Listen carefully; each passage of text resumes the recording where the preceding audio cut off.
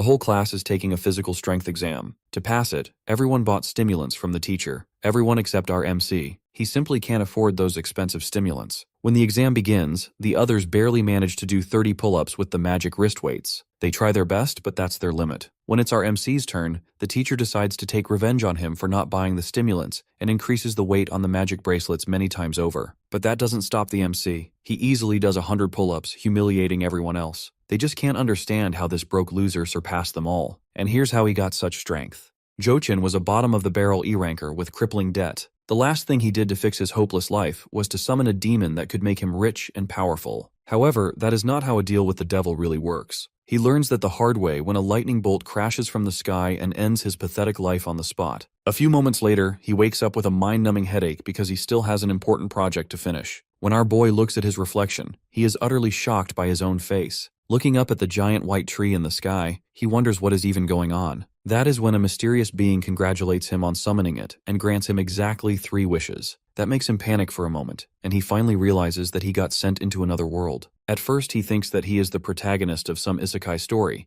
and the floating book granting him 3 wishes is a wish-granting Goldfinger. Thinking 3 wishes is too little, he gets the big brain idea and boldly asks for 10 wishes as his first request. Hearing that, the demonic book gets excited when it quickly catches on that this is not his original summoner. The demon transforms into its true form after realizing a new soul has entered Joe's body. Our boy is both confused and wetting his pants after seeing the monster, who tells him that he devoured the body's original soul and was supposed to take over it. He quickly realizes he got sent into the wrong world. He tries to get out of there as fast as he can. Still, the demon snaps his fingers and instantly lights his body on fire, because even thinking of breaching the contract will cause him to suffer endless hellish punishment. His screams ring throughout the streets, and the demon thinks it is time to end the nonsense since the boy really was as pathetic as he thought. Just then, our protagonist from a corporate background gets an idea. He claims it doesn't count as breaching the contract if the demon's punishment makes it impossible for him to do his part. Hearing a mere human try to negotiate with him, the demon is intrigued. Joe grins, saying that he would have taken over his body by force already if that was possible. He confidently claims that this was nothing more than a test of his willpower, and he proved himself more than worthy. His bold statement makes the demon crack up, and it declares that he is the first human to even think about making a deal with the devil himself. Suddenly, he gets a chance to sign the contract, and the demon agrees to give him a fresh start if he achieves just one of his wishes. However, the bastard also makes his first wish to get 1,000 more wishes. The demon rubs it in his face that he has no choice but to accept, since he is pretty much dead otherwise. With no choice left, he tells his new boss that the deal is done and signs the contract with his own soul on the line. The next morning, he finally reaches his apartment, running around looking like a drug addict who got attacked by dogs all night. His new boss ditched him right after the contract was finished, but he decides to suck it up since he is practically a slave now anyway. As he enters the apartment, he notices that the place is completely run down, and there is no one inside. Suddenly, he picks up a debt note signed with blood and wonders what the hell is wrong with his family. Right then, he hears a loud voice from behind and gets whacked by a metal bat in the back of his head. The rude intruder yells at him for ignoring his calls, but his partner tells him not to beat the kid to death. His buddy warns him that the kid could be dangerous since he is an oracle. Confused and furious, our hero asks the guys who they are, and the blonde guy politely replies with a brutal kick to his chest, asking where his useless hag of a mother is. Then the guy trashes on him for having a stupid mom who burns herself out trying to pay off debts for her deadbeat son like him. He is amused that his mom does not realize he will always be garbage, and calls both him and his mother a waste of oxygen. Suddenly, Joe remembers the time from his childhood when he told his mom he did not want to be a loser anymore. He saw a nightmare where his mom worked so hard she died from exhaustion, and worried deep down that it might just happen one day. When he asked what would happen if he did not awaken as an oracle, his mom simply told little Chen to stop worrying. She said that even if the whole world went down, she would always be there for him, and told him to be confident in himself. Back in the present, he gets fired up and throws a lightning speed punch at the blonde guy's face out of nowhere. While the scumbag is blown away, his partner hears a loud thud and tells him to stop before he kills the kid, only to see his body fly right past. After the dust settles, his face looks so bad that even plastic surgery cannot fix it anymore. Seeing that, the other two stare at the sudden shift in his aura and think he had a breakthrough in real time. Meanwhile,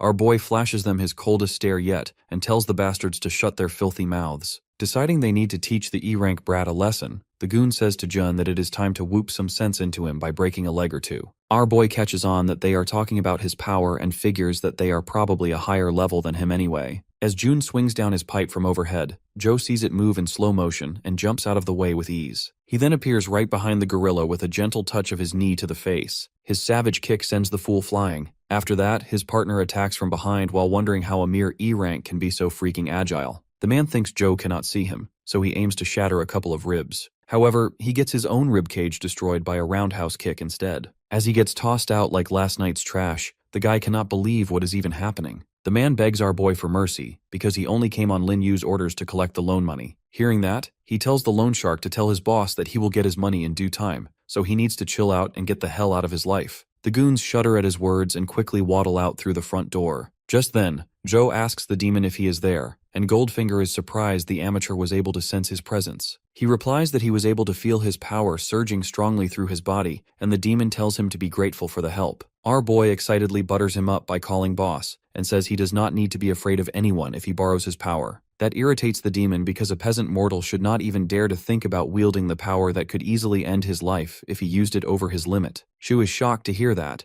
and he asks the boss how he can grant his wishes if he is not strong enough. Goldfinger assures him that he will get stronger from rewards, but warns him to forget about using his power for the time being. Our hero is pretty disappointed upon hearing that, but Goldfinger thinks to himself that it is insane how well he wielded his power. That makes him wonder if Joe is secretly his fated partner. After that, he asks the boss about his second wish and what he should do next, but the demon simply tells him to forget about it and just do whatever he wants for now. Hearing that, he sighs because there is a lot he has to learn about the new world, and it looks like his new body will not be that useful. He pulls out Joe's phone to get a better idea about what the boy's life was actually like. First, he notices that he did not get a single message or call from his family, but when he opens his sister's text, what he sees leaves him completely speechless. She texted him a while ago to come as fast as he can because their mom had fallen into a coma. Later at the hospital, he throws the door wide open in suspense. Inside, he sees a girl who seems to be his sister hunched over in deep worry in front of their mother's bed. It takes him a moment to realize that the atmosphere is painfully uncomfortable, which makes sense since he ignored his sister before. He walks up to her and looks at the woman in the bed, who is supposed to be his mother. He cannot believe how bad her state is compared to the memory he has of her in his mind, and he wonders if it is all Joe's fault. With a guilty look, he apologizes to his sister for being late and asks how their mother is doing, but she just smiles in anger, asking what lame excuse he is going to give her this time. She repeats all the stupid excuses he made in the past about training and summoning demons. Suddenly, she bursts out on him, unable to believe that he could not even come out to see his mom, who went into a coma because she ground herself down to the bone to pay off his loans. He goes quiet when she says their mother nearly died because she ran out of money to pay the hospital bills after paying off his endless debt. After venting everything out, she tells him they have had enough and passes him a card with 6 months of his expenses, saying she will take care of their mother herself. He sweats in confusion, asking what that means, and his sister calmly says that he is dead to her. Later outside, Goldfinger senses his dark emotions and asks why the human girl's words hurt him so much. The demon assures him he was not the one who caused it, but he remembers that Joe's sister reminded him of his pathetic self, who once made the same mistake. That makes his boss laugh, and he tells him not to let it delay his plan. Hearing that, Joe asks him if getting stronger will solve all his problems, and the demon confirms that they will all go away if he proves he has what it takes. With that, he is fully determined to start his training arc. Meanwhile, at a nightclub, the debt collector's boss tells his secretary to get their team working fast because his customers will not wait around. But his secretary informs him that a student actually beat up 3 of their guys. Hearing that, the gangster remembers that his men tried to collect payment before the deadline and ruined his reputation. His secretary says he will give them their punishment, but he also explains it is a serious problem because the student beat up guys who were way above his level. That catches the boss's full attention, and then he quickly grabs the report with Joe's profile on it. He thinks the boy is far stronger than he makes it seem because no amount of skill can let a level 2 win against a level 3. In the end, he orders his secretary to keep tabs on the boy. The scene then shifts to our hero out on a morning jog. His friendly neighbor offers him a good deal on supplements, but he tells the old man that he will come back later. Looking at how energetic he is, the man wonders if maybe he got a girlfriend or something. However, Joe has been busy getting used to his body and getting jacked, while gathering information ever since he got discharged. He learns that the people with abilities are called oracles, and that he got into deep debt because the supplements to get stronger cost an arm and a kidney. While he is not sure what the ceiling is, he's been getting pretty swole with just a few days of training and drugs. As he is thinking this, someone calls him, and when he picks up the phone, the voice on the other side yells at him that he forgot to come back like their teacher asked. Hearing that, our boy suddenly remembers that he completely ghosted them. The next day at school, he learns there are 6 ranks from A to E, and you have to reach the highest level of your rank to move to the next one, which takes monstrous effort. Because of the huge difference, the world is divided into 5 layers where the E ranks and normal plebs like him are in the outermost zones. Meanwhile, the D rank and higher are in the inner layer. Realizing he is bottom-tier trash, he decides to get stronger as fast as he can, so he can enter the middle layers quickly. Suddenly, a Neanderthal hits him from behind with a booger and laughs in his face. His buddy jokes that our boy looks so weak they could probably pummel him, even though he is a level 1 oracle like them. Hearing that, our boy is annoyed that monkeys like them still exist in this world. Right then, the teacher shows up for class. Later outside, he is stretching and thinks his school life is going quite well so far. Just then, someone calls out to him from behind. A few minutes later, Booger Guy is shocked to see our boy in a fight with the strongest guy in their class. His buddy isn't surprised, though, since he is used to seeing Joe fight. The bully tells our hero he has gotten too cocky for his own good, just because he got good grades on written exams. He says the real value of an oracle comes from strength, and his level 1 strength is garbage. Hearing that, Bro reminds the bully he is level 1 trash as well, which makes the bully so mad that he throws a violent hook. Joe effortlessly catches the fist with one hand and twists the wrist with the other, asking if he is done yapping. The angry guy cannot believe he is being overpowered by him, and he wonders if Joe got taller than before too. Next, Joe fires the guy's words back at him that strength is everything, then politely asks for permission to smash his face in. While the guy sweats hard thinking he is going to get beaten up, the coach suddenly appears and gets furious at our boy for causing trouble in his class. The coach looks as irritated as ever and asks if he plans to stir up trouble the moment he gets back. Our boy puts on the most innocent face he's got and claims they were only playing around. The bully yanks his hand free and tells him to let go. Seeing things cool down, the coach warns our hero one last time and orders everyone to line up for testing. Soon after, the students gather beside a pull-up bar while Coach Gigia starts running his mouth. He hypes them up about the upcoming tournament against other schools, promising that strong results will not only bring glory to the school, but also open doors to elite academies. By the end of his speech, he shamelessly starts plugging his miracle supplements like the scam artist he is. The challenge begins with the bully hitting 50 pull-ups in one go. Chu is unimpressed and says that this feels more like a TikTok challenge than a serious test. Right then, a voice calls out to him, asking if he is doing all right. The class rep admits she was worried since he ignored her messages for days. She quickly tries to cover it up, saying she was just curious about him, but our boy reassures her that nothing happened. Switching the subject, she asks why he refuses to buy the teacher's shady supplements. Joe bluntly replies that he is broke. She tries to warn him about the consequences of skipping the purchase, but her name gets called before she can finish. Wishing her good luck, he sends her off. She manages only 25 pull-ups before failing, but the coach remembers she bought 2 bottles from him and magically bumps her score to 35. It suddenly clicks for our boy that this is the real reason every student bought the overpriced junk in the first place. Otherwise, they would risk getting expelled. Finally, Joe steps forward for his turn at the bar. The coach narrows his eyes, fully aware our hero never bought a single bottle. A twisted smile creeps across his face as he decides to set an example with him for not buying his trashy merch. Meanwhile, Joe studies the pull-up bar and the wrist guards, noting they look normal at first glance, but there must be some trick behind them. As soon as he grips the bar, his eyes go wide in shock. His body suddenly feels heavier, and he quickly figures out that the crystals embedded in the wrist guards are adding extra weight. Even so, our boy refuses to give in, realizing that the crystals must have a weight limit. Pushing through, he proceeds to pump out reps, like it's nothing. The other students stare in disbelief, floored that the so-called weakling is outperforming them with ease. They lose their minds when Joe blasts past 100 reps, yelling that he must be at least second tier. When he finally lets go of the bar, a crowd swarms him, bombarding him with endless questions. Meanwhile, the coach is frozen stiff, wondering if the boy secretly juiced on enhancers. Fear creeps in as he realizes that students might no longer need his sketchy supplements. Just then, he gives a devilish smile, scheming up a nasty plan for our hero. The scene cuts to the principal, who is fuming into a phone call about the cancellation of their second-tier events. He argues that the school is underfunded and barely scrapes by with third-tier students. The man on the other end bluntly replies that the system is searching for elite oracles, which is why the money is being funneled into top schools. Slamming the phone shut, the principal facepalms in frustration,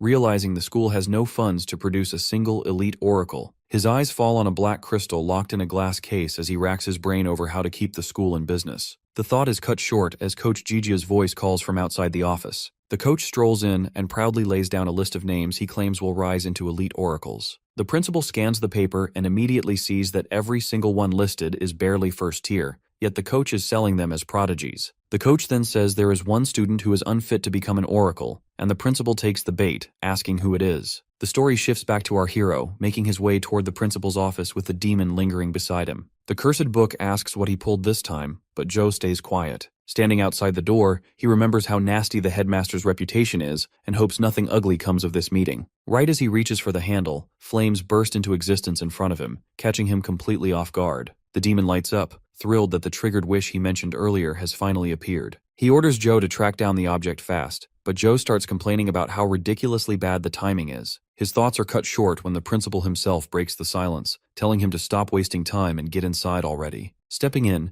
Joe politely asks why the headmaster called for him. The man flips through his school record and then asks the student what he thinks it takes to become an oracle. Without waiting for a reply, the principal answers himself, saying it all comes down to money. He then tells Joe, with zero hesitation, to quit now while he is still ahead. The color drains from his face, and the principal goes on, explaining that the cost of developing an oracle is far too high. He insists that Joe is just a broke kid who cannot possibly survive here in the long run. In his head, he figures it is better to cut losses with weak students now, and he is even willing to return the tuition fee. Joe takes a few seconds to process the situation. Meanwhile, the demon's eye goes wide as he suddenly realizes the crystal is the object and tells our hero to grab it. He quietly whispers to the cursed book to grab it himself, but the demon immediately reminds him that it needs someone else to act. Joe pauses, lost in thought, realizing that he absolutely has to get into the mid-city zone, which means he cannot afford to be expelled here, no matter what. He steadies himself and recalls that not a single student from this academy has ever gone beyond E2 level, which is exactly why these students are considered so valuable. Our boy then asks the demon if he can decide the reward for this mission.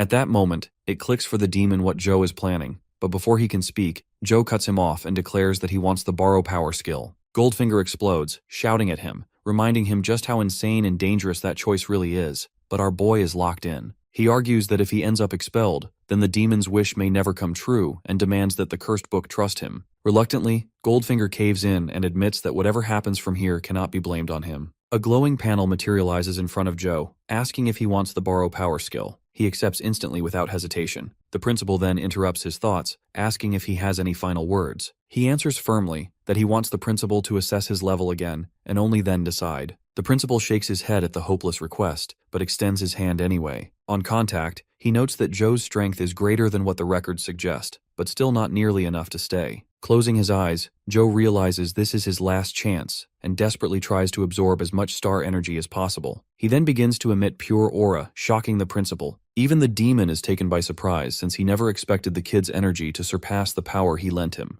The principal staggers back in shock, trying to process what just happened. It hits him that Joe somehow broke through and reached the 4th level just now. Grinding his teeth, the man regains his composure and calls on our boy, telling him to participate in the upcoming school tournament. Joe blinks in surprise, trying to figure out why the headmaster's tone flipped so suddenly. Once the dust settles, he pieces together that the guy probably wants to drag Lee to school out of the trash and use him to show off in front of the education department. The principal admits that to make ends meet, he wanted to weed out the useless students and then apologizes for catching Joe in this mess. As a reward, he grants him a full scholarship plus 6 bottles of supplements each week. He lays it down straight, saying our hero has to represent their school because the entire future of the academy is riding on him. Realizing just how desperate the man is, our boy shoots his shot and asks if he can have the black crystal on the shelf. The principal explains it's carved from black star crystal, originally brought back by the previous head, and it represents the school's faith. But then he sighs that if the school collapses, its symbol means nothing, so he agrees that he will hand it over. Our hero responds with confidence, promising he'll give his all to win the tournament. The principal then shifts topics and asks how he got that strong. Joe plays it off casually, saying he was hiding his strength the whole time. The headmaster nearly chokes, thinking that masking a level is the ultimate pro-gamer move, and swears he won't breathe a word of it to anyone. Just then, a woman walks into the office and the principal instructs her to escort Joe to the elite class. A short while later, she explains that the entire 2nd floor is reserved only for elites. Shifting the subject, she casually asks what kind of connection he has with the principal, but Joe brushes it off without giving her anything. Right then, Coach Gigia comes storming in at full speed. He apologizes, saying he begged the headmaster to reconsider the decision, but it was of no use. The female teacher cuts him short, clarifying that Joe isn't being expelled at all and he's actually being moved to the elite class. She adds that the principal is now looking for him, which makes the coach's face lose all color. Later that night, he drags himself back to his tiny apartment and crashes onto the bed. He mutters to himself, wondering how on earth a broke kid like him is supposed to reach level 4 in such a short window. the demon immediately cuts in, reminding him of the mission at hand. Goldfinger warns that his power won't trick humans forever, and he admits he already figured that much. Still, he reasons he's got free supplements and dodged expulsion, so life isn't looking too bad right now. Looking at his phone, he realizes the real crisis is still the mountain of debt, and he needs to cook up a money-making plan fast. The next day at school, he looks more depressed than ever. Looking around at the dusty rundown area, he wonders what kind of dump he just walked into. Out of nowhere, someone calls his name. A man waves from a distance, telling him to come over with a huge smile. They strike up a conversation, and the man apologizes for not finding him sooner since he's always buried in class duties. The guy introduces himself as Teacher Jang, and Joe immediately asks if he's really the only teacher here. Jang scratches his head, admitting the school hasn't been doing great and he's the only one assigned to the advanced class. He adds that they use the innermost section for training, which is why the outer halls are just collecting dust. Pushing open the door, the teacher reassures Joe not to worry, insisting the facilities are still top-notch. He even promises that things won't ever be boring, while our hero just stares in awe.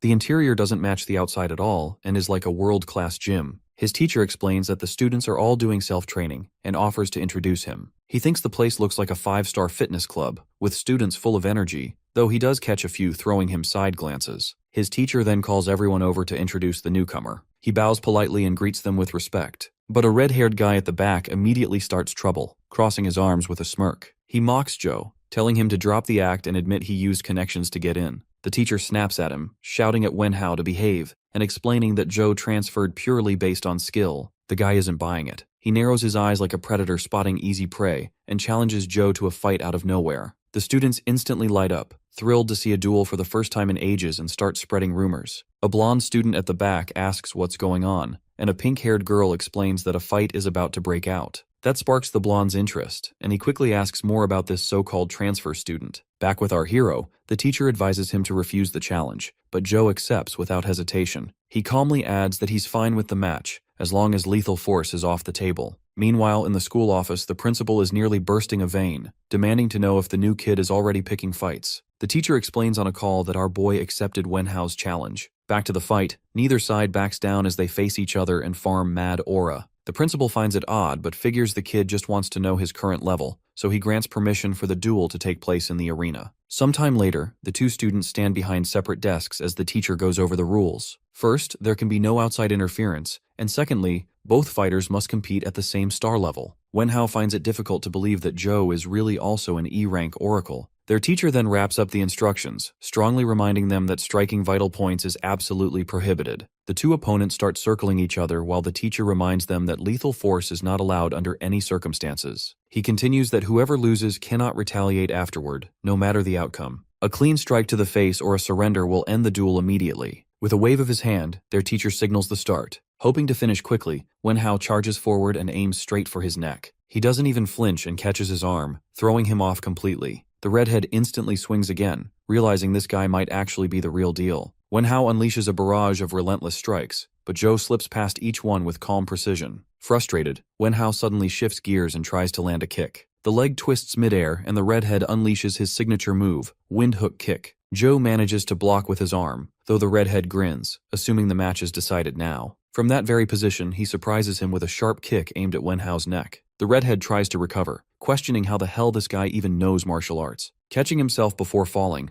Wenhao thinks the only thing that matters now is guarding his face at all costs. But just as he turns back, Joe calmly taps him on the nose with a closed fist. With a smirk, he asks if that means victory, leaving Wenhao frozen in disbelief. The arena goes silent for a bit, until Teacher Zhang officially declares Joe the winner. Wenhao could not believe that he actually lost to someone, and everyone is surprised at the shocking outcome of the match. They think our boy is just too strong. Meanwhile, he thinks the match ended far too quickly, but still he managed to learn something from it. He then asks Wenhao if he has any complaints now. Seeing the match, the coach cannot believe his eyes because Wenhao is an elite who has taken professional training, but he still lost to a guy who only just got promoted into the elite class. He thinks our boy has exceptional hidden talent, and this is the reason the principal had told him to give the kid special treatment. Suddenly, the principal appears and congratulates our boy, telling him to follow because he wants to talk about something important. The pink-haired girl is astonished to see this sight, while the yellow-haired guy says that they definitely need a guy like him in their strong crew. The principal asks our boy if he likes the elite class, and he replies that other than the students being overly enthusiastic, it is nothing really special. The principal says that he will get used to it because the strong always attract attention. He also advises him to focus on his training, and the school will do everything it possibly can to help him. Hearing this, our boy thinks that the principal now trusts him, so he decides to ask if he knows about any ways through which the students can make money fast. But he tells him instead to keep focusing on training so that he can earn a larger amount of money in the long run.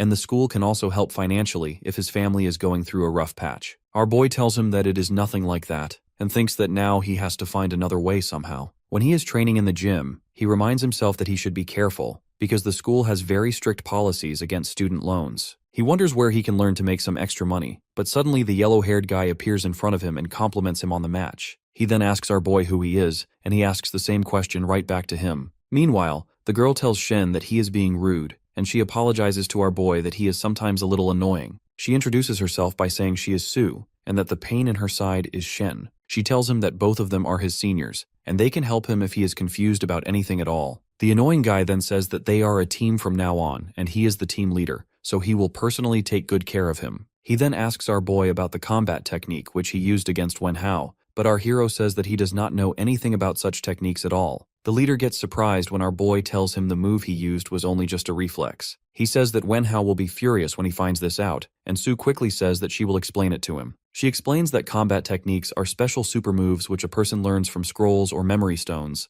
and the more mastery one has over it, the stronger it becomes. They have many different types, and strong fighters combine these techniques into their fighting styles. Shen then tells him that Wenhao used a D-rank combat technique in the match, one known as the hook wind kick. Hearing that, our boy thinks that must be the reason he was unable to block the kick properly, and he will have a greater chance of winning if he can acquire such a technique. He asks if they are rare, and the leader explains that their rarity depends on the ranks. The school teaches them the basic ones, but they can learn the powerful only in two conditions. They either buy them or someone shares it with them, but they are really expensive. In today's market, even a basic D-rank technique can cost around 500,000. Showing off, both of them tell him that they have got a combat technique, and they can show him if he wants to see it. Joe thinks that these two must be really rich because such a huge amount is nothing for them. Suddenly, it strikes him that he can ask them about the different ways from which he can make quick money. He asks them if there is a fast way for him to earn money, but he says he does not want to do anything illegal like robbing a bank. Shen tells him that his only option is the Blackwater district, but Sue quickly tells him not to utter such nonsense. He then says that he has heard anything can happen there, but the school forbids students from entering that district. After that, the leader asks our boy how much money he needs for the technique, and he says around 300,000. Both of them immediately check their accounts, but they are completely broke. Meanwhile, our boy thinks that he will check out the Blackwater district after school anyway, because he really needs the money right now. He reaches the district by using the maps and thinks that it is really close to his home. No one can think that he is a student because he is not wearing his uniform anymore. He even asks the boss what he thinks about the district, but he does not get a single reply. According to what he has heard, the outer zones do not have strong fighters, and his power level is equal to a level 4 oracle, so he can easily handle anyone. If the situation gets worse, then he is sure he can at least run away safely. After taking a closer look around, he thinks that this area has definitely been abandoned, and wonders if this really is the Miracle Zone, but he can still see faint footprints around, which lead him toward a hidden secret pathway. He then finally reaches the Miracle Zone after carefully going through the pathway. In the Miracle Zone, our boy sees the dirty surroundings and all the shady dealings. He thinks that no one talks about this place because it has no laws, and literally anything can be done to make a profit. After seeing all these things, he gets a glimmer of hope that he can really make enough money to pay his debt. Suddenly, he asks the stalking goons for how long they are planning to follow him. One of the goons compliments him on his sharp instincts and says he was planning to strike when he was completely careless. But now the situation has changed and he is going to beat him down in front of everyone. He says that he has seen plenty of boys like him before, the rich children who come to the Blackwater district in disguise and then become prey for them. Joe thinks that he is some kind of idiot because he himself is completely broke. The goon then says that he is an oracle, so it will be useless if he tries to escape. He tells him that if he wants to live, then he should just follow his orders and empty his pockets. Hearing this, our boy says to him that he sure is really rude, and in a single strike he suddenly knocks the leader out cold. The other two get pissed that he knocked the leader out because he was not being careful, so both of them dash straight towards him to shank him. Suddenly, wooden crates fall on both of them, and a mysterious girl quickly grabs our boy's hand and orders him to come with her. Both of them flee from there and reach a hidden safe place. Joe thanks her for her help, but in reality, it is just a nuisance for him because after beating the two guys, he was planning to question them. The girl acts like she already knows our boy and asks him what he is doing here. After saying that, she suddenly panics because she remembers she has to lay low. He questions her if he actually knows her, but she changes the topic by saying that she just read his name on his collar. After noticing the name tag, he removes it right away. He thinks it is a good thing that the girl doesn't know him, because he never realized his name had been written on his collar all along. He thanks her for telling him this, while she is just glad that she didn't reveal her true identity. She advises him to hide his information properly because this area is really dangerous, and then says that she will get him out of here. But our boy refuses her offer because he is here to make some money. He decides that he should walk away because if she finds out he is a student, then he will be in deep trouble. When Joe leaves, she thinks that she definitely knows who he is, and wonders what a student is even doing in the Miracle Zone. When she touched him, she got a strange feeling, due to which she thinks that he has already become an oracle. Meanwhile, our boy buys a mask to cover his face so his identity doesn't get leaked anywhere. When he is thinking that he hasn't found any way to make money, a stranger approaches him and tells him that he is the local tour guide and he can answer all the questions he has. Hearing that, our boy is intrigued and asks him if he knows about a place where he can make some quick money. The guide is really happy because he thinks that he has increased the head count by 1 and proudly tells our boy to follow him. He takes Joe to a fighting arena where he asks if this is an underground fight club. The guide says that he is right, and this is the most efficient way to make fast cash. He explains that today the winner will get the prize money, along with a specific amount of money from the placed bets. He says that oracles also join these fights, so these matches are high risk, high reward. After taking a look at the ongoing fight, he thinks that he definitely has a chance to win it all. The guide asks our boy if he wants to take part, because he can get him betting chips. He tells him that he will take his chance at the prize money anyway. Following our boy, the mysterious girl also enters the fight club and starts to look for him. Suddenly, she sees our boy standing inside the ring and wonders what he is doing here. The ugly guy is acting all high and mighty in front of Joe, saying that he is a seated fighter, but our boy knocks him out in a single strike. The crowd thinks that this is boring, because every fighter is being knocked out in a single punch. Our boy thinks that he should end this as soon as possible, and he also deals with the next two fighters right after. Seeing these fights, the club boss gets all confused, because he only let him fight since he looked weak. The lackey tells him that after watching all these fights, all the fighters have forfeited, and the customers are demanding refunds because they think all these matches are staged. Immediately, the boss tells his subordinates to arrange a special match, because he isn't going to let him leave with all the prize money. Meanwhile, he defeats his last opponent and asks if now he can have the prize money. The announcer says that the crowd is all excited from these matches, so they have arranged a special match. Our boy thinks that they never plan to hand over the cash prize. On the other hand, the lackeys bring out a trolley to which a monster is attached. The announcer says that the special match will be against the Niflun, also known as the Freak, and seeing him, Joe is genuinely surprised. The NPCs unbuckle him from the trolley, and the Freak falls on the ground like a dead body. They immediately run out of the ring and lock it tight. Bro just stands there, thinking about what is happening. Suddenly, the Freak wakes up from his sleep and has a really menacing look on his face. A fat guy in the crowd comforts his girl by saying that he can easily beat the monster in a single punch, but in reality, he almost pissed his pants after seeing that beast. The mysterious girl wonders how something like that could even be here. She knows that Joe can't handle it on his own, and she can save him with her abilities, but then her cover will be blown and her plans leaked. Meanwhile, our boy thinks that it's unfortunate that the boss isn't here at such a time, and he is definitely going to have a hard time defeating this monster. When he stares into his eyes, he feels as if he is prey and the monster is the hunter. His sixth sense is screaming at him to get away, because this thing is extremely dangerous. The Freak dashes toward our boy to land a lethal strike, but our boy uses his instincts to dodge the attack, and he would have been dead if he didn't do that. After this, he decides that he has to get serious if he wants to survive. The monster pushes him into a corner, and seeing that, Joe decides that he has to finish this as soon as possible. He borrows strength to increase his level, and he punches the Freak straight into the ground. The monster lies there, and he thinks that the fight is finished, but it suddenly attacks again, which he barely evades. He is astonished that his strongest attack has no effect on it, and he quickly moves away because he knows he cannot defeat it in close quarters. Dashing around in the arena, our boy evades its attacks and looks for a weapon that he can use to defeat the monster. He then breaks the Freak's claw and uses it as a dagger to quickly cut the monster's neck. The cut isn't deep enough to kill it, but now our boy can actually fight back. He knows that he is much stronger than the monster, so he can kill it if he can get close one more time. With that thought, Joe dashes forward, but the monster releases some mysterious gas, which turns out to be just steam. The monster uses this fog as a distraction and attacks our boy from different sides. He can't see a thing inside the fog, and the freak is using this chance to deal damage to him because it fears that our boy will kill it the moment it makes a single move. Our boy knows that he can't allow this because he will be killed if the time runs out. He decides that he will use all his senses to confirm its location and finally kill it. He concentrates hard and immediately locks onto the location of the monster. After that, he grabs it by the hand and cuts it clean off. This is the chance that our boy needed to land the final blow, and he goes straight for it. But alas, the time is over, and his heart starts to hurt. Meanwhile, the monster uses this chance to disarm him and lashes out with its tongue to deal a lethal blow. Our boy still hasn't given up, and he decides to go past his limits. He again borrows strength and grabs the monster by its tongue. Then he swings it into the air and grabs it by both jaws. He uses all his power to rip the monster open and finally kill it. Meanwhile, the officials watching through the cameras have no idea what they're seeing. The boss asks nervously if the new kid finally went down, but his face quickly turns pale. Inside the arena stands, the white-haired girl stares wide-eyed at Joe, wondering how he even pulled that off. Still gripping the monster's head, he glares straight into the camera, and that death stare alone makes the officials break into a cold sweat. The boss starts panicking, cursing that he spent a fortune bringing in that fighter, only for the boy to crush it like nothing. The announcer scrambles to recover, congratulating Joe and telling him to follow the staff to collect his reward. Sometime later backstage, a briefcase packed with cash sits in front of him. The official explains that it totals around $500,000. He reaches out to grab it, but the boss suddenly slams it shut.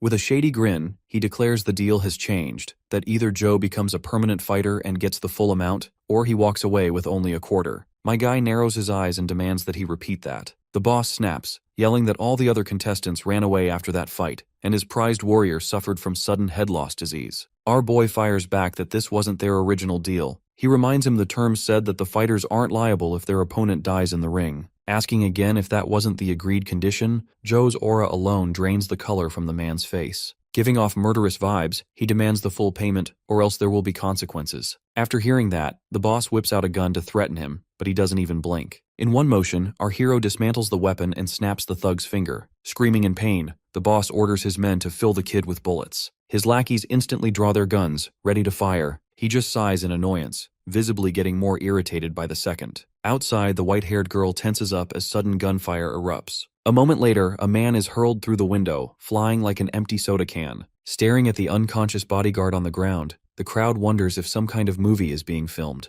The white-haired girl, however, suspects this chaos is all the handiwork of Joe. Meanwhile, our hero is tearing through the bodyguards without a second thought, unfazed by the fact that they have guns. A bald thug raises his gun to fire, but he slams his head straight through the wall instead. Bursting outside, he bolts with the cash in hand while the thugs upstairs yell orders to capture him. As he sprints through the streets, he realizes he's hitting his limit, and his body is slowing down. His injuries are also slowly draining his strength. Suddenly, a hand grabs onto his hoodie and yanks him into a narrow alley. The girl from before quickly clamps a hand over his mouth as the thugs rush past without noticing. Once the coast clears, she tells him he's safe, and Joe recognizes her face from earlier. She instructs him to save his strength and tells him that she knows of a hidden escape route. Guiding him to a tunnel, she warns that if he doesn't move now, the thugs will seal off the entire district and capture him. He tries to respond, but she cuts him off, telling him to get moving. With no other choice, he thanks her and darts off into the tunnel. After he's gone, she taps on her communicator. On the other end, a voice angrily demands to know where she disappeared. She brushes it off, telling her sister to shut up and put their grandfather on the line, because she found something to report. The scene then shifts back to Joe, who barely manages to stumble into his apartment before collapsing onto the floor. Gasping for air, he clutches his chest, fighting to stay awake. But the moment his body burns through the last of its strength, our boy finally goes down on the ground, unconscious. He drifts into a dream where his mother apologizes for lying about getting better. The truth is harsher that she only has a few years left at most. She tells her son she wanted nothing more than to see him grow, to meet his children someday, to just spend a little more time together. Our hero's mom apologizes again for not having the strength to stay by his side, and she tells him she loves him more than anything in this world. Tears run down his face as our hero is yanked back into reality. His eyes snap open, but he steadies himself and looks at the sunny sky outside the window. Sitting up, he realizes he's still inside Jo Chen's house. Relief washes over him that he's alive even though it was this childhood nightmare that awoke him. Then a voice rings inside his head, asking if he's finally awake, catching him off guard. He then asks the demon where the demon has been these past few days, but the cursed book mutters some excuse about business.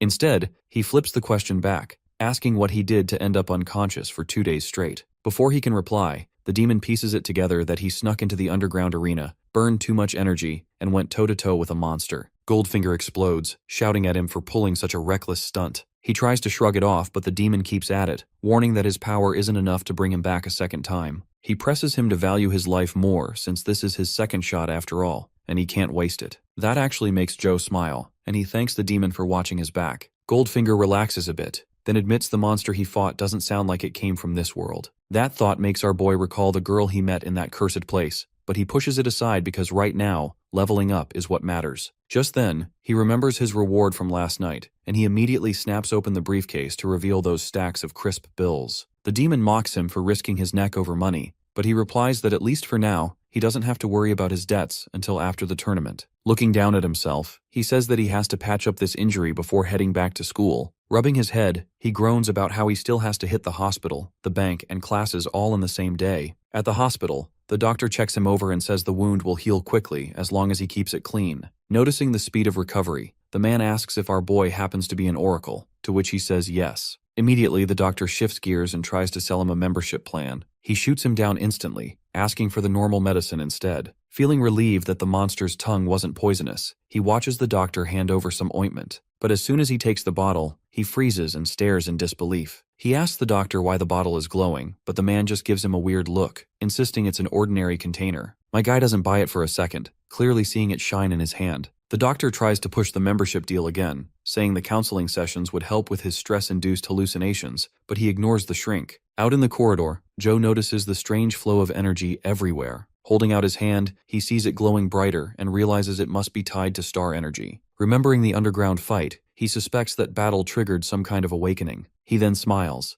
thinking that if he can truly sense star energy now, he can absorb it much more efficiently. Just then, a man walks past radiating a bright green aura, and Joe forces himself to act normal. After the guy passes, he sneaks another look and breaks into a cold sweat, thinking this man's star energy is on another level. The green-haired stranger pauses, sensing something, and wonders if he just got scanned, but then shakes it off. On his communicator, a voice starts blasting him at him, demanding that he track down the alien star immediately. The green-haired man tells the person to calm down, since he plans to stick around the country for a while. The voice pushes back, reminding him that the boss's prophecy marked the alien star as a boss-tier threat, one that needs constant monitoring. Sliding off his sunglasses, the green-haired man smirks and says the boss worries too much. He declares that if the alien star really is their enemy, then he'll crush them without hesitation. The next day at school, the principal starts scolding our boy for skipping both classes and his calls. He apologizes and says he got caught up in some personal matters. The principal softens his tone, showing more concern than anger, but he reassures him and asks if this is about the tournament.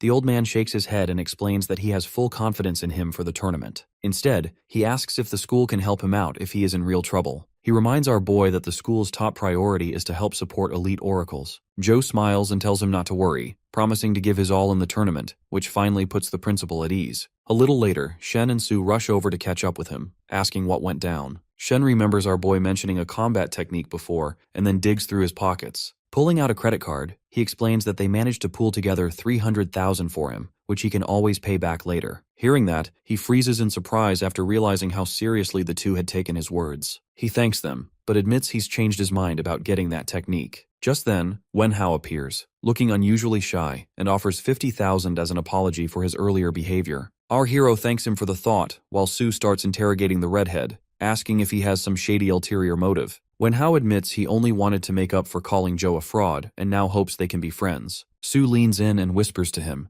asking if they should let the guy join, and he shrugs, saying he doesn't mind. Sue then turns to Wenhao and asks if he's fine being the fourth member, and he replies that ranking doesn't matter to him. Shen instantly tries to boss him around, telling him to fetch a water bottle, which sparks a heated discussion between the two. Joe just smiles, realizing he's found some solid friends. The scene then fast-forwards to him running on a treadmill, recalling that oracles absorb more energy during physical training. However, the absorption rate turns out painfully slow. Even with the training gear strapped on, most of the energy still leaks out. Joe figures, this must be the reason so many people never move past level 1 and tells himself he needs a better method fast. That's when Shen steps in and suggests a duel match, claiming it works far better than boring solo training. It suddenly clicks for our hero that Shen might be onto something since he did awaken his new ability during that fight. With that thought, he orders Shen to gather everyone. Moments later, Shen and Sue launch a combined attack against him. He fends them off, feeling satisfied with the results, before telling the two to rest. He points out they've been going at it for over an hour already while Shen and Sue gasp for air. Sue admits she thought he was joking when he mentioned a one-on-two spar,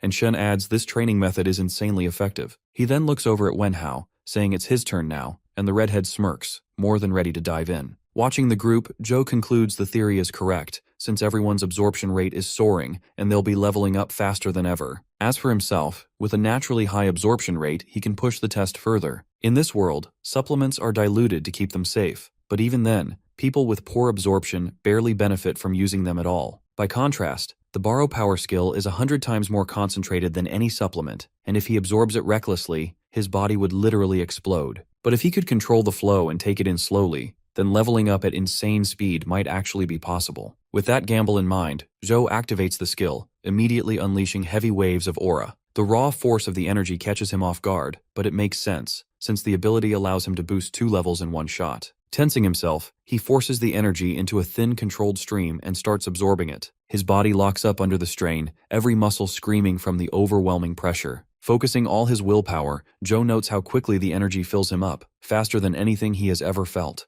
Then panic hits and his body feels like it's about to burst apart. Seeing no other choice, he points his hand upward and releases the overflow. Energy blasts out in waves, forcing his friends to shield themselves from the crushing pressure. They can't believe what they're witnessing, muttering in shock over how Joe suddenly turned this overpowered. That's when Goldfinger appears because he is drawn by the disturbance. The demon freezes at the sight before him. Joe, drenched in sweat, calmly tells him he managed to absorb the power. The demon can hardly believe that the boy pulled it off and then wonders aloud if Joe really is his long-awaited soulmate. He asks the boss if he said something, but the boss changes the topic by saying that he is just happy our boy is not dead. After hearing all the commotion, the coach comes running and asks what happened, and Sue tells him that Joe is the one who released all that energy. The coach is surprised to see the amount of star energy, and he immediately tells the assistants to bring the measurement device. After measuring our hero's power, they come to know that he has already become a level 3 oracle. At first, the coach cannot believe his eyes, but then he rushes toward the principal's office to tell him about this, because he is the first level 3 oracle that the school has seen in a very long time. Meanwhile, Sue asks him how he can level up so quickly, and asks him to teach her the method. He tells her that it is because of all the training he has been doing, and he decides that next time he will do this in private, so he doesn't cause unnecessary trouble. Hearing this, all 3 of them get excited, and they increase the intensity of their practice. On the other hand, our boy asks the boss why he did not get angry with him this time. He says that now he has gotten used to it. Goldfinger can use all his powers if he just wants to level up quickly, because he needs Joe to get stronger, but he tells the demon he has no need to worry. He's been storing a mountain of star energy, and once he settles into this new strength, he's going to level up again. Simple as that. The boss hears this and goes completely silent. Time moves fast and the competition comes closer, and our hero trains like an absolute unit until finally, the big day is here. The whole squad is buzzing when they step into the venue. Sue gets excited because she can't believe she actually made it here, and says that her mom would be proud. Shen's flexing some knowledge, pointing out that this year has the biggest crowd of participants so far. Wenhao cuts in and asks him if he's ready for the level 4 bracket. The guy is salty that he didn't level up in time to join, but Joe just shrugs. The principal's words still echo in his head that you should give it your all, and if things get too messy, just forfeit. No shame in living to fight again. Since the arenas for level 3 and level 4 are split, the 3 of them part ways, leaving him to prep on his own. Meanwhile, the principal and coach roll into the VIP area, looking around like kids in a candy shop. The coach chuckles, saying this is the kind of luxury they've been waiting on,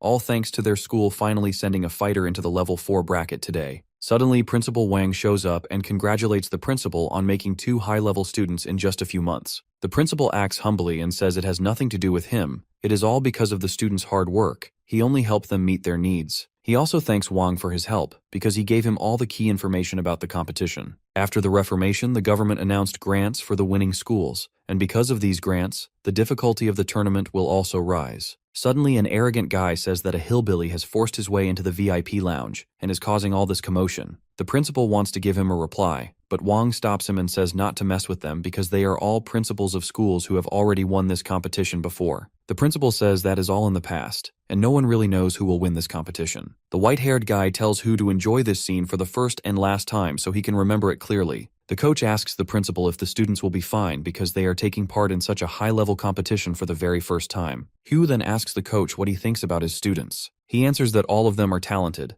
and Joe is a prodigy who is much more talented than any genius. The principal tells him that they just have to believe the students. In the stands, the class is cheering for Joe, but she is worried about him, and she is really nervous because she has come here for the very first time. At first, she could not believe that our boy was taking part in the competition, but now she is here cheering for him. A week ago at the school, she was thinking that Joe had become the rising star of the academy. She could not meet him anymore, because now he would not bother with anyone from the lower class. While thinking all this, she is about to crash to the floor, but our hero shows up and catches her just in time. He asks her if she is okay, and she thanks him, then asks what he is doing here. He tells her that he saw her, so he came over to say hi. She admits that she thinks now he is an elite and will never meet with anyone from the lower class. He tells her that friends are forever, and no matter what happens, they cannot be changed. Hearing this, she feels happy and thinks that Joe has not changed at all, and he can win the tournament for sure. The announcer declares that the contestants are coming to the stage, and the class representative gets all excited after seeing our boy walk out with the others. The announcer says he welcomes everyone to this year's exchange competition, and this event will be hosted by him and his partner Lillian. Hearing that name, the crowd goes absolutely wild, because she is one of the most famous idols in the entire country. The diva says that she is here to work hard, and today she is just an ordinary announcer, because the contestants are the real stars of this competition. After that, the announcer explains the rules that from 12 academies there are 48 contestants, 16 in the level 4 bracket, and the rest of 32 in the level 3 bracket. He says that the hall is for the level 4 bracket only, and the rankings will be based on scores from both brackets, which will later be converted into points. The contestants will face each other one by one, and the winner will move on. He will then face the winner of the other match until there is only one fighter remaining. The time limit is 30 minutes, and the match ends when one contestant either surrenders or has no ability left to fight. Lillian says that the rules for this year's tournament are much tougher, but there is no need to worry, and tells everyone to look at the very top of the pillar. The crowd gets all excited when they see the S-rank celebrity Bai Yue sitting in the hall. To show off his dominating power, he casually shakes the floor with just a finger. The announcer explains that the master has set up this special ring, which protects the audience from stray attacks, so he can also repair the ring instantly after each match. He also tells the contestants to wear the gems, because they act as contestant certification and can also protect them in dangerous conditions. Everyone is whispering that an S rank is truly terrifying, and our boy thinks that his power is almost equal to Gojo. The dude looks so carefree about everything that he doesn't even feel nervous. The idol says that the results will be displayed on the gems, and she officially announces that the competition now begins. The very first match ends in just 17 minutes, and the winner is Xiaoran. The principal says he cannot believe that an S-rank oracle is personally overseeing the tournament, which means this year's matches are going to be incredibly challenging. Principal Wang says that it's all because of the difference between level 4 and level 3, since level 4 oracles already have complete mastery over their fighting techniques. The famous schools are so wealthy that buying C-rank techniques is basically an everyday routine for them. The only reason they are always able to win the tournament is that they use the grant money to provide their contestants with the best potions and fighting techniques. But this year, things are about to completely change. The fifth match is between Lan Qin and Li Zhe, and in it Qin is toying with her opponent by dodging every one of his attacks. Then she uses an ability-based fighting technique and restrains her opponent before she lands the finishing blow and wins the match. The crowd gets all excited watching this, and many people think that she is secretly using some kind of magic. Seeing that, the principal is all shocked because this kind of ability can only be obtained by a superior ranked oracle. Principal Wang feels proud and says that she is a prodigy who managed to obtain this ability at a younger age. Principal Ao tells him it does not matter even if she has such an ability, but Wang taunts him by asking him why he tried to recruit her if that is true. Principal Li replies that it is just an early awakening and nothing more. In the sixth match, Wang does not even allow his opponent to attack and ends the match in just 5 seconds. Seeing that, the crowd thinks that the Blazing Oracle will most likely win this year's tournament as well. The other principal believes that no one can be compared to the student who is personally taught by Principal Li. To show off, Li says that barking dogs don't bite, but Wang tells him to wait and watch instead. Hu thinks this battle is completely out of their league because they are so low ranked that even qualifying for this tournament is already a miracle. He can hold his head high if Joe wins a single match, or at least just puts on a show. After the end of the 7th match, our hero is the next contestant and wonders what kind of fighter his opponent will be. Goldfinger tells him to borrow his powers and finish the match quickly, but he says that if he does that, he will catch everyone's attention, and he could get into real trouble if he is investigated. On his way towards the ring, he meets Qin. She tells him that he is unlucky to be in the last match because his opponent is one of the strongest, and his fighting technique is so powerful that not even a D-rank oracle can completely endure it. Our boy asks if it is not dangerous to use such a powerful technique in the low-ranked matches. Qin explains to him that the gemstone can block one deadly attack, but still, he will take a lot of damage because this is the bitter reality of the competition. With that said, he asks why she is helping him, and she tells him that they are allies because they share the same goal. That is, to beat up all the arrogant fools. Before leaving, she says that she was hoping he would help her, but since his opponent is so powerful, it would be great if he can at least exhaust him a little. Hearing that, he begins to wonder if his opponent is really as strong as she makes him sound. Finally, the last match of the first round is about to start, and the crowd cheers loudly as our boy enters the ring. He thinks that this feels like a warm welcome, but in reality those cheers are for contestant Lei, who makes an entrance like a dropout from the Avengers. The announcer says that no one expected the last match would feature Lei Che. He became an oracle at only 12 years old, and in just 4 years he advanced into a level 4 oracle. He has also received a national certificate along with a guild invitation. It would not be wrong if someone called him the best fighter of this new era. Seeing him enter the ring, the crowd goes completely wild and starts cheering for him. The class rep gets worried because not a single person is cheering for our boy. A random guy in the crowd tells her that Lei has so many fans because he is both strong and handsome. On the contrary, his opponent just looks like a random guy with a bad temper. Hearing him say that, she replies that she is supporting Joe because he is a genuinely kind and gentle boy. After that, the two of them start to argue, and everyone around them begins to wonder what exactly is going on. Everyone is excited to see how the genius will perform in this match, and whether he can even beat the undefeated Lianguang Academy. The announcer says that the match will begin now, but Lillian interrupts him by asking if he forgot to introduce one of the fighters. He quickly apologizes and admits that he forgot in all the excitement. After that, he introduces Joe as the star from Lady Oracle Academy, and that this is the first time that his academy is taking part in the competition. Other than that, he does not have anything else notable about him. That makes him wonder if the school should have at least bought him a technique before the tournament began.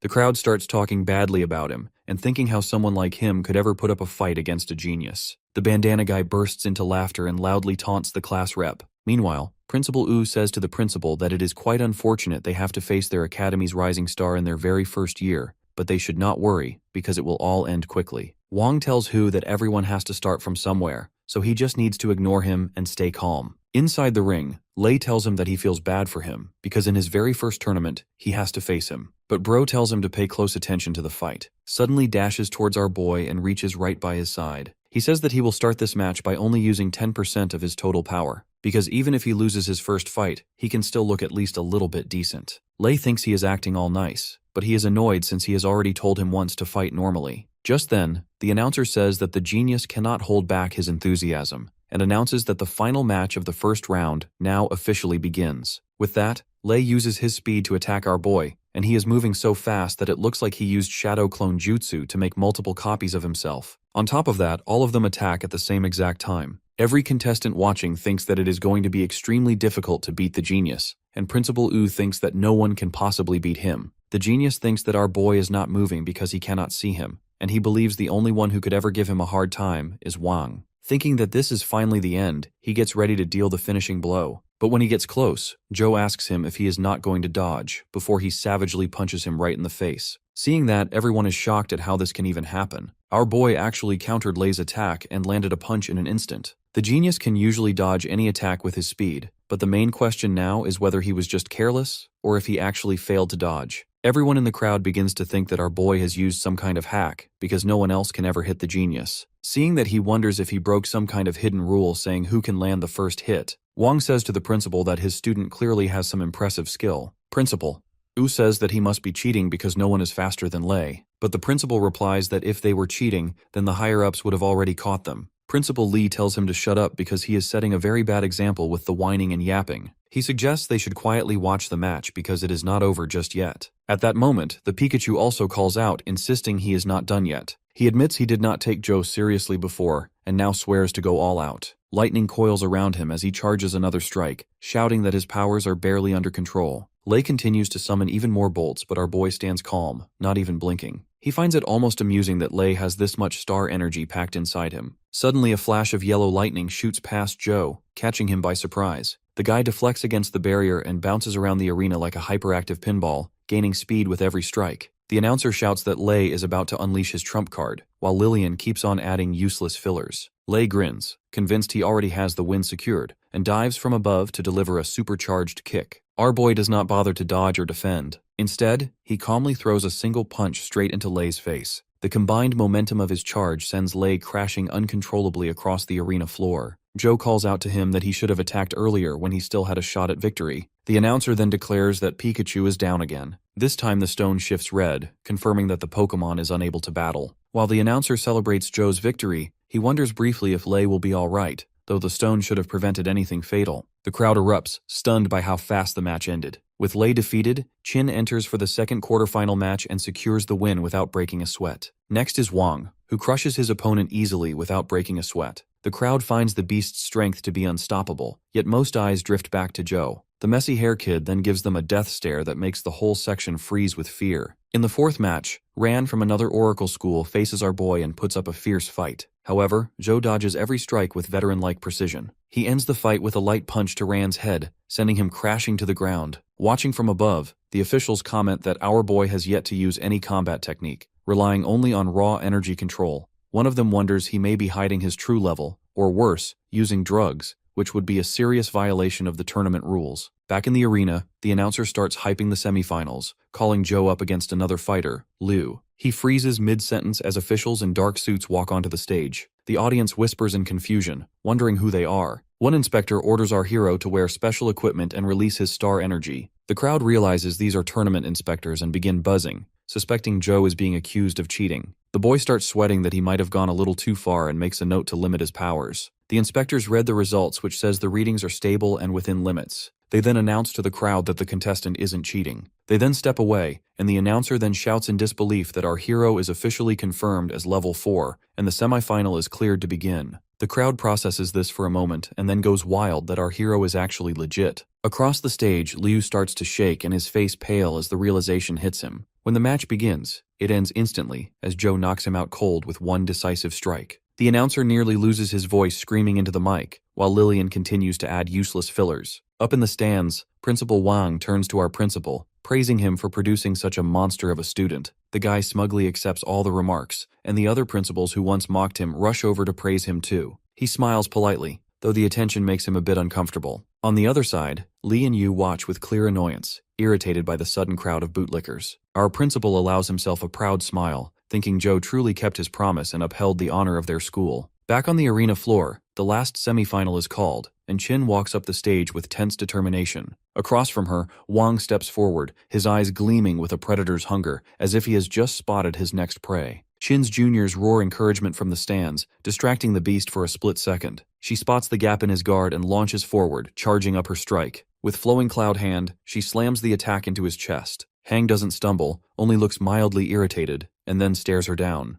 Her confidence starts crumbling as panic seeps in, realizing the hit barely scratched him. Wang clamps her wrist with ease, asking if she honestly thinks she's talented. Qin snaps back, telling him to beat it, and drives her elbow into his face. He doesn't even blink, and says that he finds this situation to be hilarious. Desperation fuels her next move as she charges another blast and binds him tight with her magic until he looks like a mummy. She then uses wind-style kicking and pounds his wrapped body with relentless strikes. For a moment, she relaxes a bit, convinced that all her blows landed and must have done some damage. That hope shatters instantly as Wang suddenly stands behind her like a ghost, draining the blood from her face. She tries to turn around in disbelief, wondering how he moved so fast, but it's already too late. He drives his fist into her using his blood rage arts and sends her flying into the barrier, cracking open. As the shards scatter, Qin drops to her knees, barely able to breathe while the announcer states that Wang now holds the upper hand. Her juniors turn their tearful eyes away as they can't bear the sight of her getting absolutely decimated. Principal Wang grinds his fists together, silently begging his star student to push through.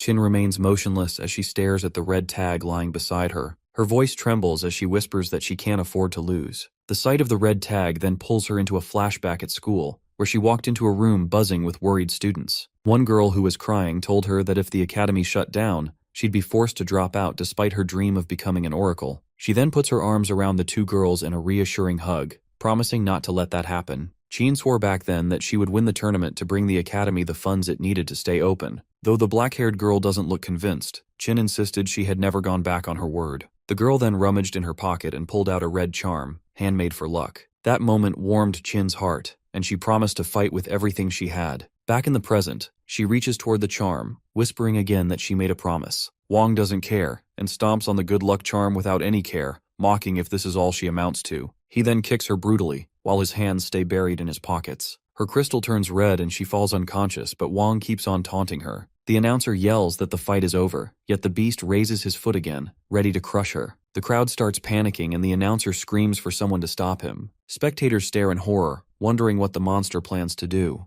Principal Wang's voice cracks as he begs for someone to save his student. One official demands Master Bai act, but the guy remains calm, claiming the situation is under control. Meanwhile, Wang smashes his foot down with savage force, carving a crater in the arena. However, his eyes go wide and he realizes his target is gone. Our hero now stands there with Chin in his arms, having saved her in time. He calls the beast out, asking if this is the kind of bullying his school teaches. Wang spins around, fury raging in his eyes, and screams out Zhou's name. The announcer cries out in relief, declaring that our boy rescued Chin just in time. Principal Wang rushes forward to hold his injured student, thanking the heavens for her survival. The crowd grows restless as they are unable to believe that the beast actually tried to end her after she lost. Wang doesn't care, and walks toward our hero, boldly declares that he'll unalive anyone who dares block his path. That arrogance finally lights a fire in Zhou. Our boy gives him a death stare of his own, and dares the beast to take his shot. The doctors on duty wheel the girl away while the announcer urges the staff to quickly reset the arena for the next fight. Up in the stands, our boy's friends gather with the class rep. Shen asks how things look so far, and she replies that Zhou has already made it to the finals, though she admits something feels off about the opponent. Our principal's friend warns our boy to be careful and then shouts at our hero not to underestimate who he's up against. Fired up, Zhou assures him there's no need to worry. In the arena, Wang mocks our hero for actually thinking he stands a chance, but he fires back that the guy runs his mouth too much. He smirks and asks if the beast is really here to fight or just keep yapping. As both sides square off, their auras flare wildly, turning it into an energy standoff. The announcer declares the match officially begun. Wang wastes no time, launching a sudden punch, but our hero tanks it like it's nothing, his body not even budging. The beast smirks, taunting that he thought Zhou would be tougher, but our boy instantly claps back that he stole the words right out of his mouth, leaving the guy sweating buckets. Bro digs in harder, asking if this is really the level of someone who won the previous tournament. He then goes in for a grab, but Wang barely manages to dodge. Wang activates his blood rage skill, charging up his fist as the two of them start hammering away at each other at full speed, neither willing to give an inch. The announcer shouts in disbelief that he has never seen a level 4 fighter brawl this ferociously before. Even Zhou's classmates sit stunned, realizing that our boy has been holding back during all their sparring matches. Back inside the arena, Zhou plants a massive uppercut straight into Wang's jaw. His teacher and principal stare wide-eyed, struggling to believe their own student is this strong. Blood sprays from Wang's mouth as he wonders how a powerhouse like him could be forced this far back. That thought only fuels his rage, and he pushes his ability even higher. Goldfinger then appears, pointing out that the guy is literally forcing star energy into his body to jack up his strength. In the next instant, Wang vanishes in a flash, but Zhou keeps up with his movements. He then prepares an elbow strike and thinks to himself that speed is useless against his perception skill. Meanwhile, in the control room, an official nervously asks the master if they should check Wang's level since it's rising abnormally fast. Calm as ever, he explains that this is just his family's blood rage arts pushing him up by one level, so it isn't cheating. Then he admits that the real curiosity lies with our boy who still hasn't gone all out,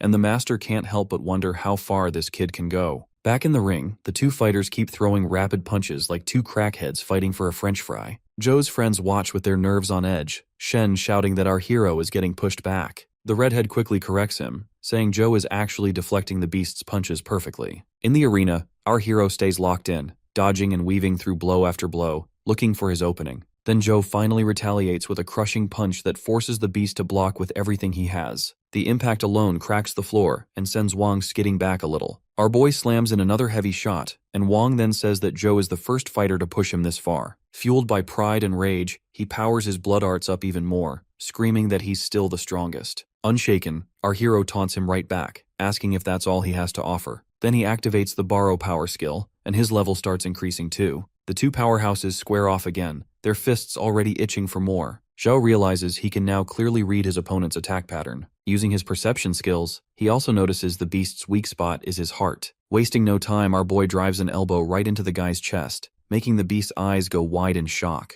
The blow knocks the air straight out of him, but Zhou isn't finished yet. He immediately follows up with another attack, forcing Wang on the defensive. The beast blocks punch after punch, each one heavier than the last, while thinking in disbelief that our hero's speed and power are still climbing. The guy refuses to accept defeat and pushes his blood arts past its limits. Our boy then declares that the fight is already decided and charges his fist with pure star energy. Wang screams for him to die and sends a massive punch of his own. Their fists collide, sparking a huge explosion that blasts shockwaves across the arena. Spectators throw up their arms, shielding themselves from the violent blast. The principal is glued to the battle, frantically demanding to know what just happened. As the smoke clears, the announcer shouts that Wang is still standing. but in the very next instant, the beast collapses and his crystal falls to the ground, which is now red. The last one left standing is none other than our boy. With that, Lighta School officially claims first place in the Level 4 category as well as the entire championship. Joe's friends start celebrating hard, screaming that they finally won the tournament. His teacher and the principal also cheer for him, shouting that he made their school proud. Tears stream down the principal's face as he declares they won't have to beg for money anymore, while his teacher deadpans at his dramatic reaction. The same principals who were mocking him earlier now rush forward to congratulate him, shamelessly sucking up to save face. Meanwhile, Wang's principal is fuming at the humiliation, and even last year's runner-up principal is left unsure of what to do. Much to Principal Lee's surprise, his supposed ally abandons him completely and bolts without looking back. Master Bai decides to take his leave as well, since the tournament has wrapped up, and the official thanks him sincerely for his efforts. On his way out, Bai's eyes suddenly narrow when he spots two unfamiliar figures watching from the side. He instantly wonders if they're here to scout Joe. An old man murmurs to the girl next to him that he never expected such a backwater school to produce such a monster. He asks if she can bring our hero into their guild. The girl, Lin, admits they were childhood friends, but now Joe doesn't even recognize her. Even so, she swears she'll use everything she has to recruit him. Back inside the arena, the winning team stands lined up proudly on stage. Cameras flash as the principal promotes Lighta School live, milking the victory. Our hero smiles for the photos while he thinks this feels harder than the actual fight. The next day, the principal pulls him aside and admits he owes him a massive favor for carrying the win. True to his word, he hands Joe the black crystal, which makes the demon super excited. Still, the principal warns him that major Oracle academies will come calling now, and reminds him not to forget where he came from. After their talk, our hero steps outside the office, only to immediately run into his friends. They greet him happily, with papers in their hands despite it being summer break. Shen throws an arm around him and explains that every top academy sent them admission letters early, and they've all been accepted. Our boy congratulates them one by one, but they insist the real credit belongs to him. Shen then gets serious, declaring boldly that together they'll become the greatest team in the future, which leaves our hero a little confused.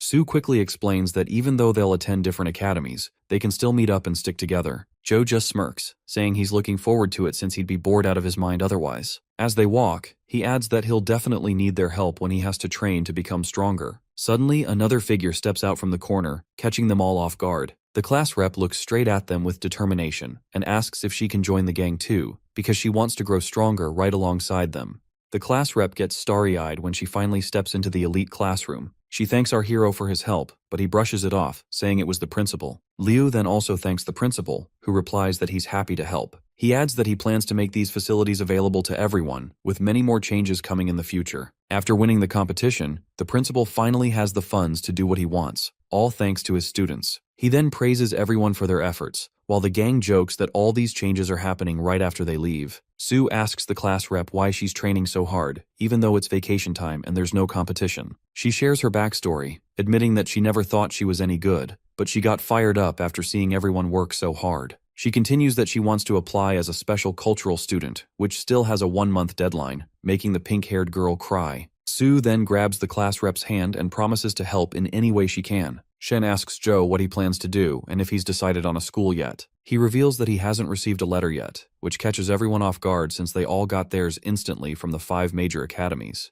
The principal clears his throat and calls out to our hero, saying he has something to tell him. He hands him a red envelope and explains that it arrived just recently. Shen sighs in relief, saying he knew there was no way our boy got duped. Joe reads the letter carefully and says out loud that it's from Dawn Academy. Everyone is shocked at the name, and the blonde yells out that it's the academy sitting on top of the chain. Our boy asks him to explain, so he goes into story mode. He explains that there are 5 major academies that serve as symbols of authority and strength. However, one stands above all, the Dawn Academy, which has the authority to poach any student they want. Joe then asks why there aren't 6 academies instead of 5. The principal replies that the true value of that academy can't be measured, and all of them were built to combat the rift. He gets serious as he says the information is strictly confidential, but agrees to tell them anyway. You see, the rift is another dimension filled with overpowered monsters. If they manage to escape into the real world, all hell will break loose. That's why envoys are sent in to eradicate those monsters whenever these portals appear. Although clearing a rift is extremely profitable, the risk is far too great. The man reveals that he was once part of a rift clearing squad. However, it only took the death of one key member to throw the entire team into chaos, and it was ultimately disbanded. Even though other academies also require students to clear rifts, Dawn is just built different, so he warns him to think carefully.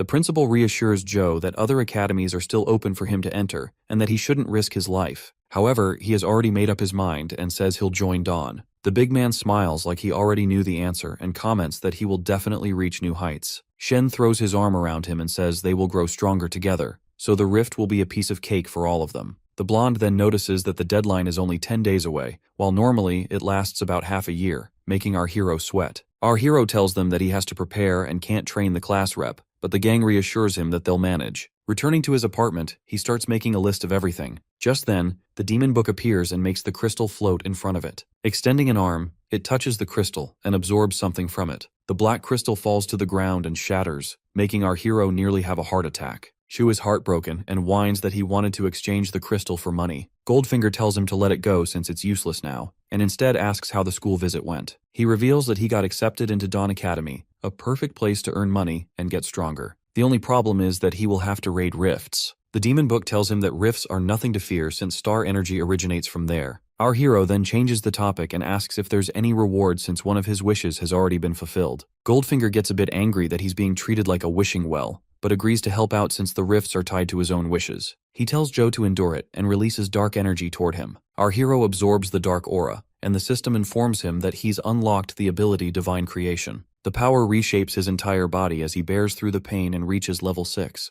Once the process completes, our boy asks what just happened. The system explains that he now has the power to create anything using his energy. Goldfinger reveals that the ability once belonged to his old friend, Sato, and that it can literally create anything. The rewards from before are nothing compared to this one. He wonders if this is just some fancy way of leveling up, but Goldfinger scolds him, saying levels aren't everything. The demon explains that levels only affect one's basic physique. The first awakening at D rank truly determines a person's future, which is why he gave Joe this skill to avoid awakening something completely useless. Just then, it hits him that Shin had an ability type awakening too, and that normal combat skills pale in comparison to it. He then fully realizes that entering a rift takes more than brute strength. Goldfinger tells him the skill's power depends entirely on the user's mindset and urges him to test it out already. Chu notes that after the remodeling, he can no longer feel star energy being absorbed. Even the system panel now looks like a video game interface. Looking at his stats, he wonders if there's a shop feature, but to his disappointment, it's locked. A bunch of other functions are also locked until he levels up. He then checks the level up screen, which gives him several side missions, but he doesn't have enough soul points to start. Goldfinger asks what's taking him so long, and Joe explains that he'll need to enter the rift to level up, but he's not strong enough yet. The demon book starts complaining that our hero is turning out to be pretty useless. Just then, a new system panel pops up in front of Joe, announcing that another wish has just been completed. His body begins to glow as he receives a new reward, Mage Armor. The equipment is of unique grade and can summon armor around his body to block attacks. He is thrilled since it not only boosts his defense but also increases strength. Goldfinger tears up a little, saying he used up all the power he had stored, but tells Joe to do his best from here on. The next day, the principal asks him why he's leaving so early. Joe explains that even though it's only a day's journey, he wants to arrive ahead of time. He then hands the principal a note, asking him to give it to his sister at the hospital and keep an eye on her. The man says our hero should do it himself, but he explains that the situation is complicated and he can't meet her right now. Not prying further, the principal brushes the topic aside and agrees to do it, while everyone wishes Joe well on his journey. With that, he waves them goodbye and sets off for his destination. At the airport, the receptionist asks why he wants a visa and a flight ticket to the city's mid-level area. Our boy replies that he got an admission, which she finds odd since it's still summer vacation. She asks for proof, and he hands her Dawn Academy's card. Her eyes go wide as she realizes what it is,